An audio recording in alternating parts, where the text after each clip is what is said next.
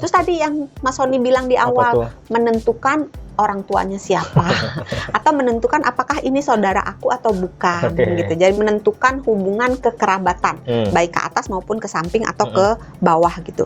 Pemeriksaan DNA atau tes DNA adalah pemeriksaan laboratorium yang fungsinya untuk menganalisis apa yang dianalisis, informasi genetik yang terkandung di dalam DNA tersebut. Gitu. Oke, jadi sebenarnya tujuan tes DNA itu untuk apa sih, Dok? Jadi yang paling pertama itu untuk keperluan medis.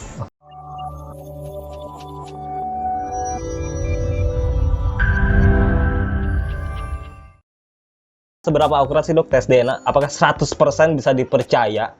Tergantung. Apa? Tergantung kalau yang, misalnya tergantung kena kasusnya siapa. iya. Jadi kalau begitu berarti hasilnya bisa diatur ya?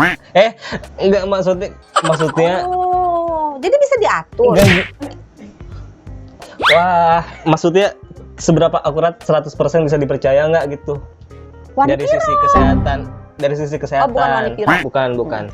Jadi tergantung kalau misalnya mengatakan ini bukan, akurasinya bisa mencapai 100%. Jadi ini misalnya ada sampel anak, ada sampel bapak misalnya. Iya. Ini tidak ada hubungan keluarga nih, itu bisa akurasinya mencapai 100%. Oke. Tapi kalau misalnya sampel anak, sampel bapak misalnya, kemungkinan positif biasanya di atas 99,99%.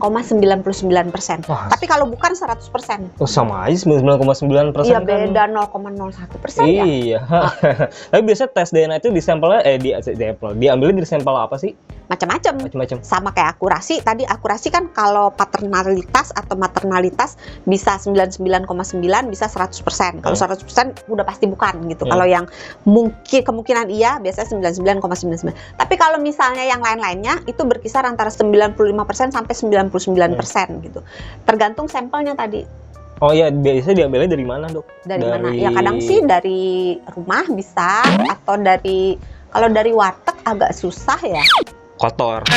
Mending makan kalau ke warteg. Jajan ya jadi ya, kenyangnya. Jadi bisa dari darah, yang umum nih, darah gitu ya. air liur, atau sediaan usap. Jadi usap pipi. Jadi ada alat untuk nyolek pipinya bagian dalam. Pipi bagian dalam. Pipi bagian dalam. Mangap. Mangap. Di dalam. Dikorek. Iya, nggak dikorek sih ya, diusap doang. Iya. Gitu. Atau kalau susah, atau misalnya anak-anak kan susah tuh, disuruh meludah. Itu yang umum. Terus ada juga yang umum tapi nggak terlalu umum, yang di tengah, rambut. Terus sisanya kalau memang susah banget mendapatkan 3 ini, bisa juga dipakai dengan kuku misalnya. Terus bisa juga dipakai urin bisa nggak? Nggak, jarang sih pakai urin. Biasanya kuku atau cairan ketuban. Nah, kalau misalnya anaknya diceknya dalam kehamilan, itu dari cairan ketubannya. Karena kan kalau ditusuk anaknya kasihan. Jadi yang diambil cairan ketubannya. Nah, di dalam cairan ketuban itu ada sel-sel anaknya. Karena anaknya kan di situ berenang gitu. Jadi airnya pasti mengandung sel-sel anaknya. Nah, buat sahabat Sonora nih yang nonton mau melakukan tes DNA, syaratnya apa aja, Dok? Sebenarnya nggak banyak sih ya, tapi yang paling inti nih, kalau mau hasilnya akurat, maka sampelnya harus bagus. Sampelnya bagus itu, misalnya kalau rambut nih, kan kalau di film-film suka dicetik rambutnya satu gitu kan ya. Itu tergantung, kalau ditariknya cuma 1, biasanya kurang. Harus? Biasanya 5-10. Begitu. Nah, terus kalau misalnya yang ditarik 1 nggak ikut folikel rambutnya, jadi cuma rambutnya doang. Folikel tuh nggak nyampe akar gitu maksudnya? Itu juga nggak bisa dites. Jadi harus nyampe akar ya? Jadi kadang-kadang misalnya kita potong rambut nih, terus berserakan diambil gitu. Itu nggak bisa. Karena di dalam batang rambutnya, kalau tidak menyertakan si folikel rambutnya, si akar rambutnya ini, maka tidak ada banyak informasi DNA yang ada di situ. Jadi dia harus menyertakan si folikel rambutnya. Terus cara tahunya gimana? Kalau misalnya rambut, kalau kita cabut gini, di ujungnya kan kadang-kadang suka ada bulet-buletnya tuh. Merhatiin nggak? Ya kan? Nah, jadi dia belum pernah nyambut rambut sih. Ngapain juga sih, Dok? Dalam kondisi apa sih harus nyambut rambut? Kalau perempuan kalau berantem kan jegut-jegutan ya. Jegut gitu. Folikel. Ganas ya ternyata. Berarti dokter pernah berantem tuh. pernah jenggot-jenggotan. Cinta damai aku mah.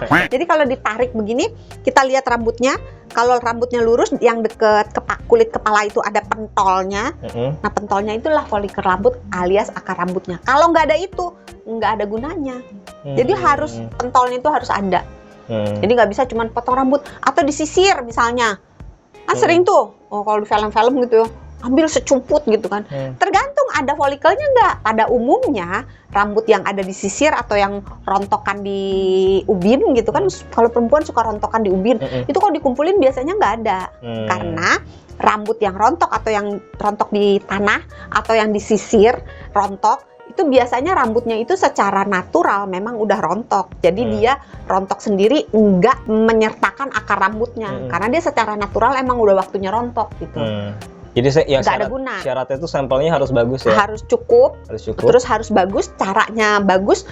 Dia harus secepatnya dikirim ke lab dan dibawanya dalam wadah kalau bisa yang kertas. Jangan plastik. Kenapa?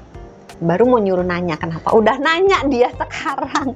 Karena kalau di dalam amplop kertas itu ada pori-porinya. Kalau plastik kan nggak ada pori-porinya. Makanya kalau kita naruh air di dalam amplop kan bocor. Kalau naruh air di plastik kan nggak bocor. Nah, dengan ada pori-pori, si apapun yang kita masukkan ke dalam, entah sikat gigi. Kalau sikat gigi kan bekas ini kan, entah yang bekas suap, alat yang digunakan untuk suap pipi atau rambut, itu bisa napas dalam tanda kutip. Jadi dia tidak mengalami kerusakan jaringan. Makanya masukinnya juga, terus ngambilnya juga tangan kita harus bersih. Steril. Terus kalau misalnya ngambil yang disuap pipi atau kita ngeludah, jangan ngerokok, jangan makan apapun, minum apapun gitu. Terus kumur-kumur pakai antiseptik atau sikat gigi kira-kira setengah jam sampai 1 jam sebelum pengambilan. Bentar, ada telepon. Oh ya, ini tadi ngaku anak kucing taunya, nggak perlu tes DNA dong kalau anak kucing. Ya adalah, semoga itu bermanfaat untuk kamu yang menonton mau tes DNA, siapa tahu ada ya kan. Yang jelas terima kasih Dokter Santi. Bukan kalau misalnya ada yang mau mengaku anaknya Mas Sony. Oh enggak, anak kucing kan ternyata. Anak kucingnya Mas Sony perlu dibuktikan kalau anak kucing. Oh iya benar ya. Itu makanya kucingnya nakal sih. Nah itu dia, itu kan perlu diketahui ya genetiknya nakal apa enggak. Yang jelas jangan lupa subscribe channel YouTube-nya Sonora @SonoraFM92 dan pantengin terus Kamu Sehat episode selanjutnya. Oke, kalau gitu Sony Wicaksono pamit, Dokter Santi juga pamit. Jangan lupa jaga kesehatan karena sehat itu mudah, sehat itu murah.